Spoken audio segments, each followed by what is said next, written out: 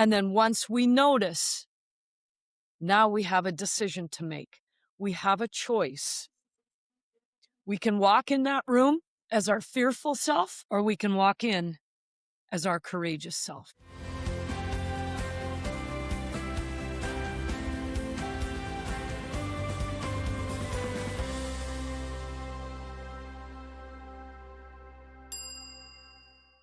Hello, everyone. Welcome back to Frustrated to Fluent. I'm your host, Devon Bruce. I'm the founder and CEO of the English Communication Academy, and we help non-native English speakers in healthcare communicate effectively with their patients, colleagues, and staff. And today I'm sitting down with Shawnee Harle. She is a mental toughness coach with over 30 years of elite coaching and leadership experience. She's also a two-time Olympian and former assistant coach for Team Canada basketball. She holds a master's degree in coaching studies and is a chartered professional coach with the Coaching Association of Canada. Shawnee, thank you so much for coming on. You're welcome. Looking forward to this. Yes, and I love what you do. You focus on helping people with mental toughness and how to develop that. And I'm so excited to talk to you today because the doctors and the institutions that we work with, this is an underlying problem that many people don't realize that's there until it shows up in other ways. Like it's affecting someone's bottom line, or the doctor may want to quit because they feel like they're not being seen or heard. And so dealing with this huge underlying issue, it's going to help so many people. So I'm so excited to talk to you about this today. Let's go. Thank you. All right, so now just to get started, according to you, what exactly is mental toughness? I feel like some people they might have a misinterpretation of that. And if so, how is it different from, let's say, suppressing emotions or just pushing through?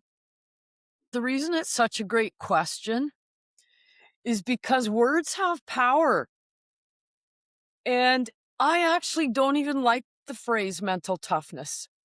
I just use it because that's what people understand. But I don't like it because I don't think it gives us the definition of what we're really working on. I like the phrase emotional intelligence. In other words, it means that we know what to do with how we feel. Because isn't life, and I work in the sport world, sport, life, relationships, work, friendships, they're a series of storms. And most of the storms are emotional. And we get caught in the turmoil of nerves, worry, fear, self doubt, disappointment, lack of confidence, negative self talk. I mean, there's a lot going on in that storm. The storms are never going away. So I teach mental toughness. I actually teach emotional intelligence.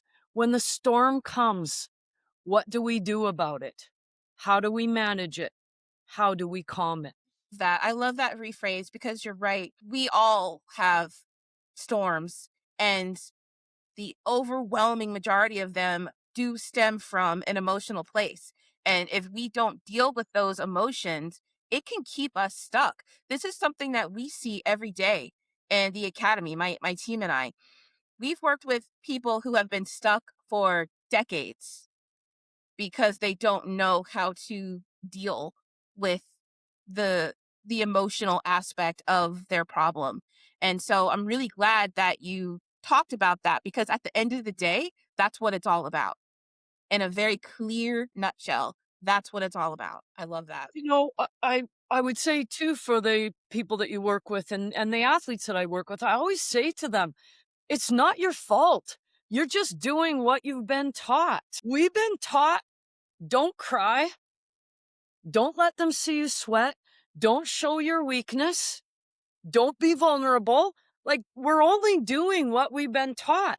So how your clients are showing up in the world, it's it's not their fault. And here's the cool thing, they Yeah. just need some different tools. 100% right.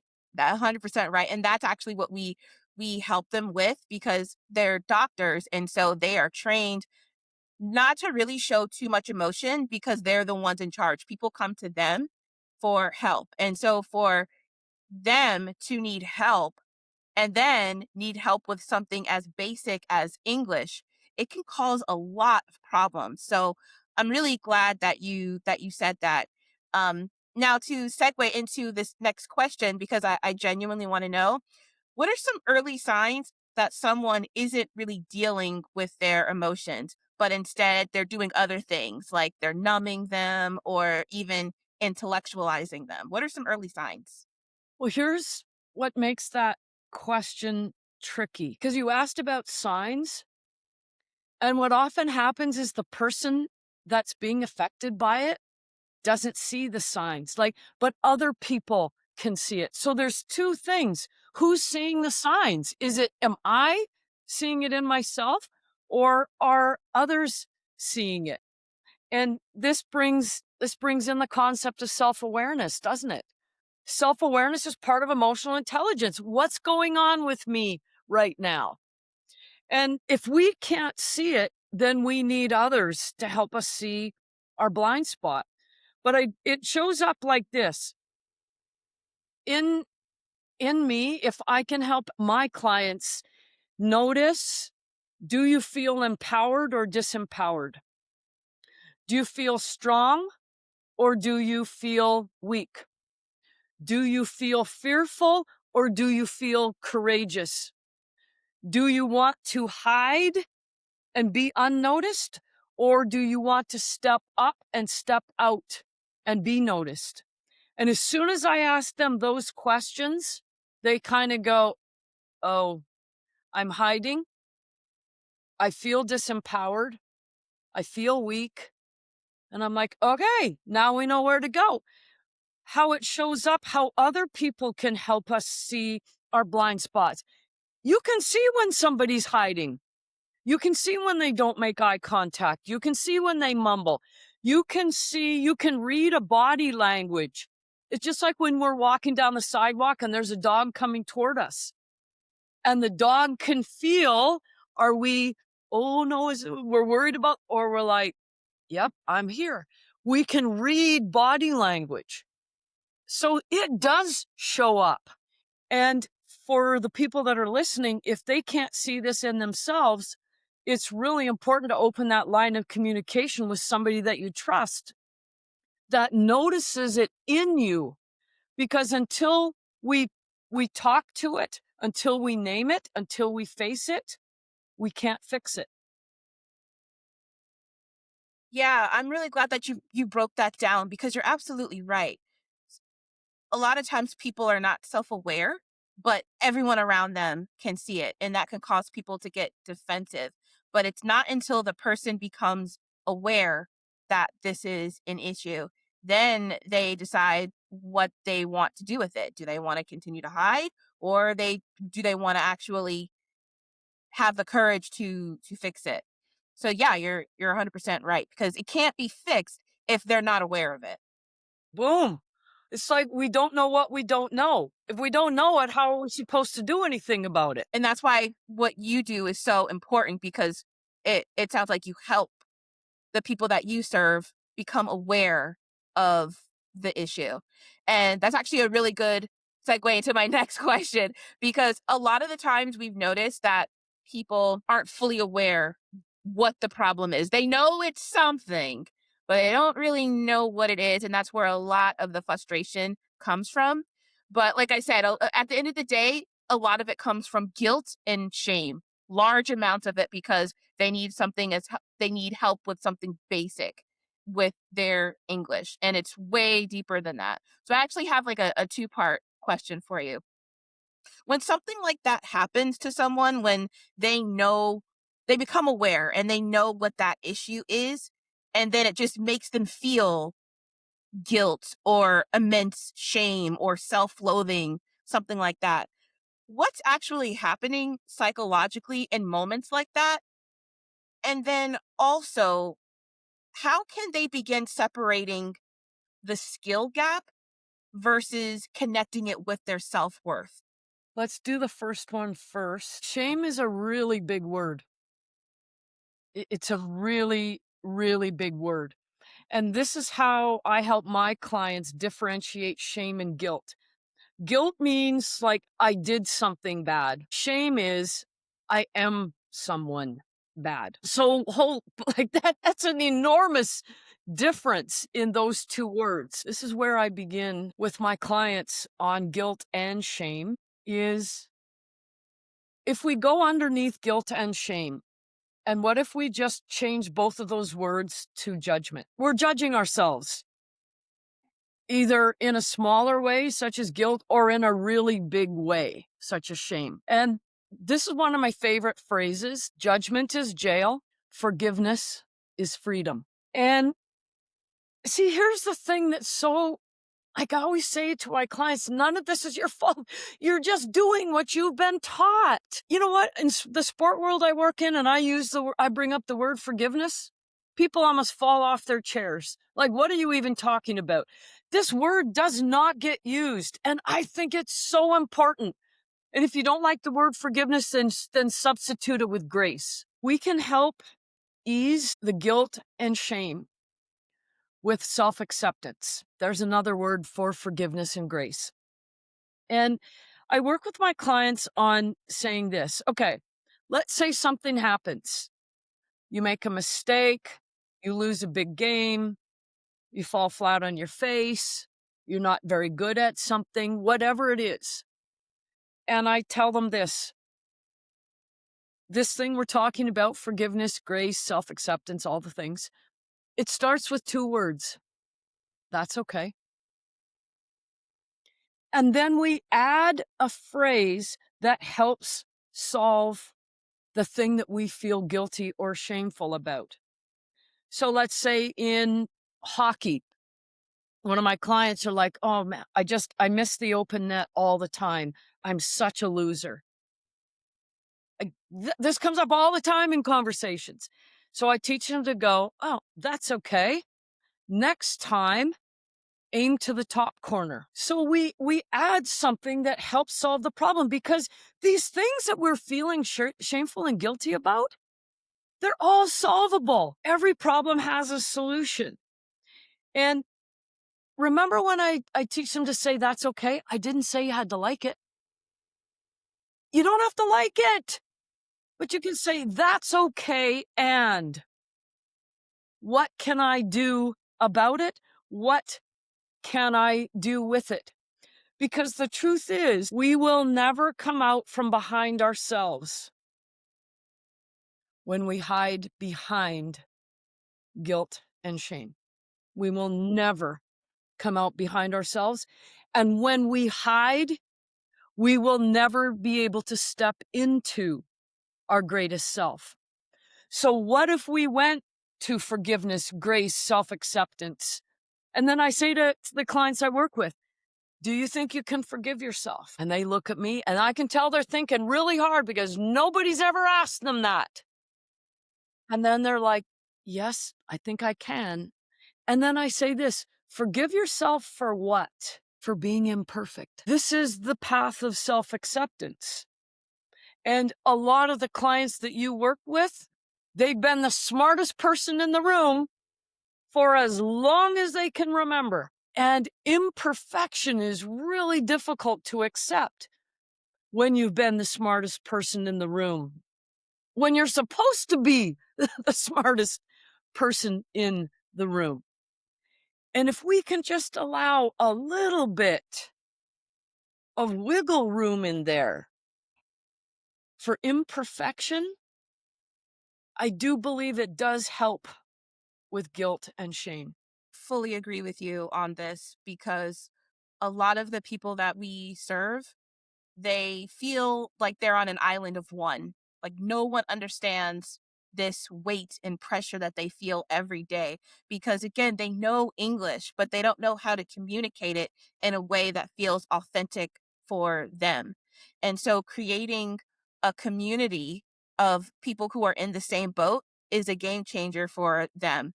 Also, something that we say all the time, whether it's in the trainings or in our academy itself, is that you're human and that's okay. you know, you're human. It's okay if you make mistakes. It's okay if you need help, especially the clinical doctors, because a lot of them deal with life and death every single day. And so the weight that they feel making sure that they communicate effectively is times 1,000, depending on what they have to do, like giving someone a diagnosis or having to explain how to take medication, things like that. And so if they've got this tape running in the back of their mind, oh, I'm a horrible doctor because I don't know how to say it in English, it destroys their self-worth. And so for you to explain it so clearly, I can't thank you enough because you're right. It's not their fault because they know textbook English, but they don't know the real world everyday English that they weren't exposed to from things that are not in a textbook. And that's what we do. So, you explained it. I'm like getting chills. You explained it so beautifully. What if we could truly understand how connection works and where it comes from? Like, I hear you saying, well, we're connecting with our words.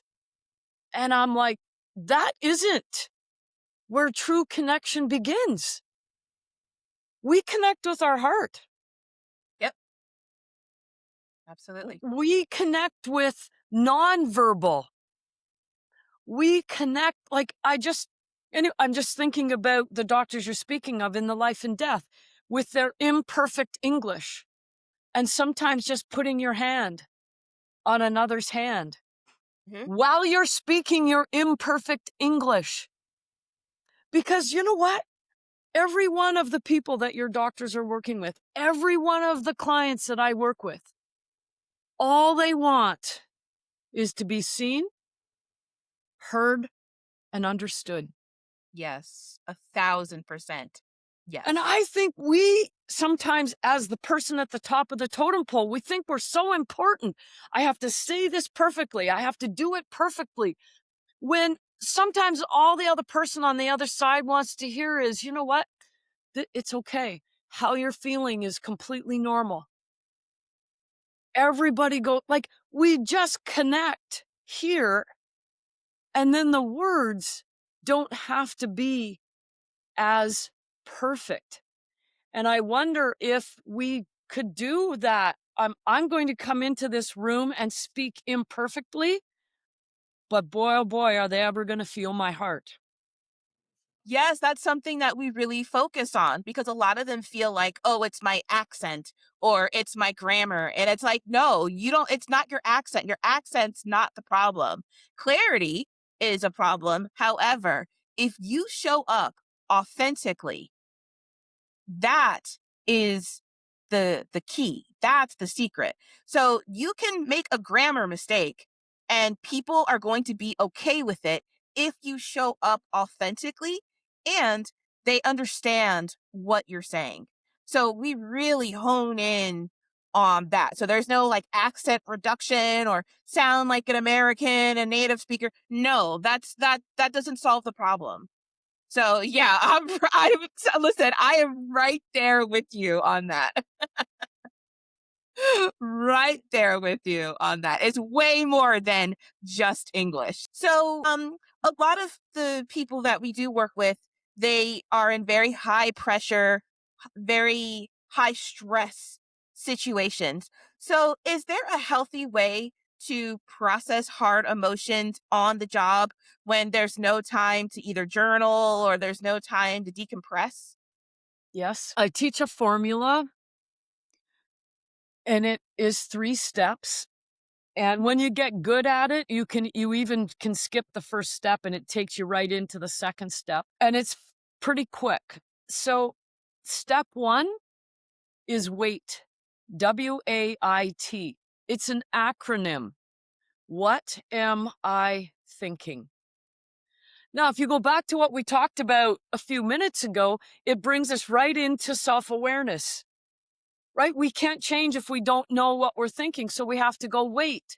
And that means wait, pause, take a moment, take a breath before you walk into that room where that dying person and their family are. Before you walk in there, wait, what am I thinking? And we're often thinking fearful thoughts. Oh my goodness, how am I going to say this?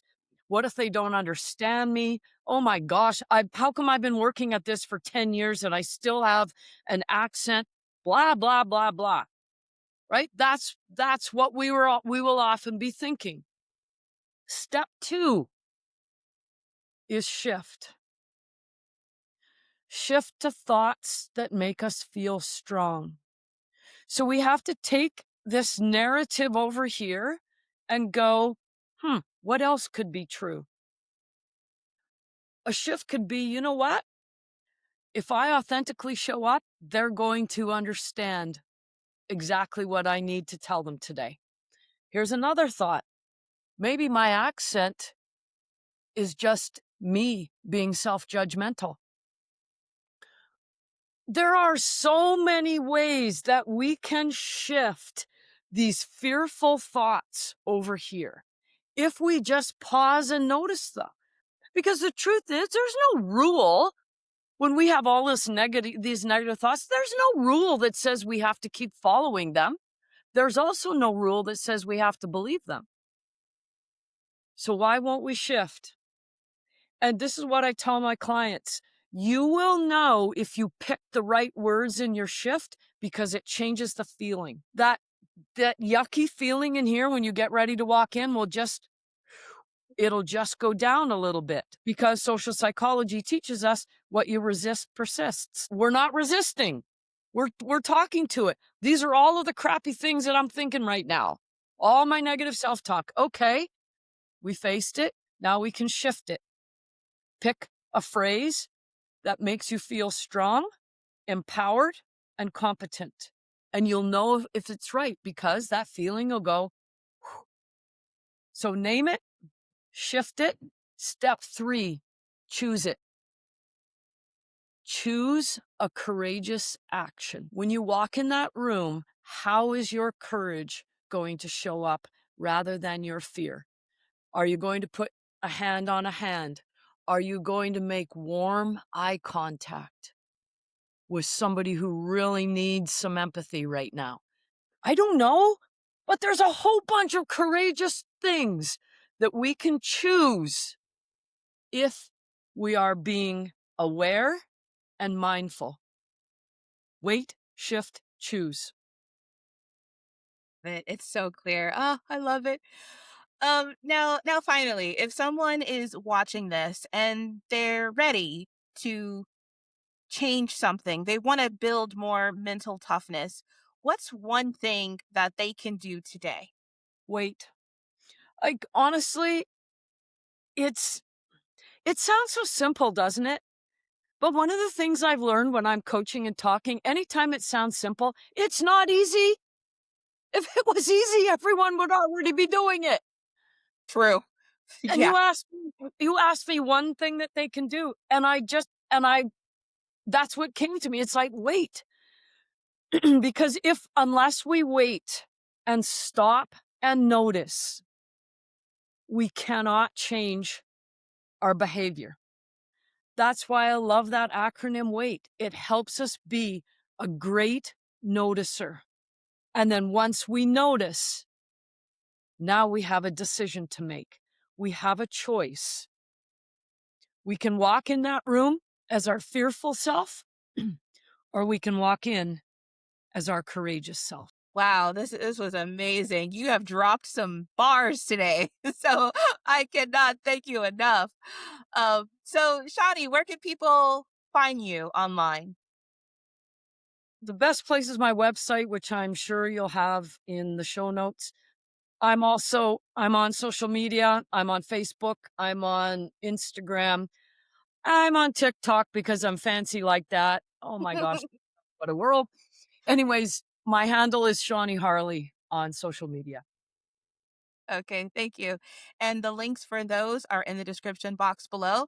And if you are a non native English speaker in healthcare and you really need some help, or if you are a healthcare leader and you're looking for some training for your teams, please reach out to me. And also, you can also join our free academy. The link for that is in the description box below as well. So, Shawnee, thank you so much for coming on. This was an amazing conversation today. Thanks for asking such great questions that help me look good. Thank you so much. I appreciate that. And thank you for watching or tuning in, and I'll see you next time. Take care.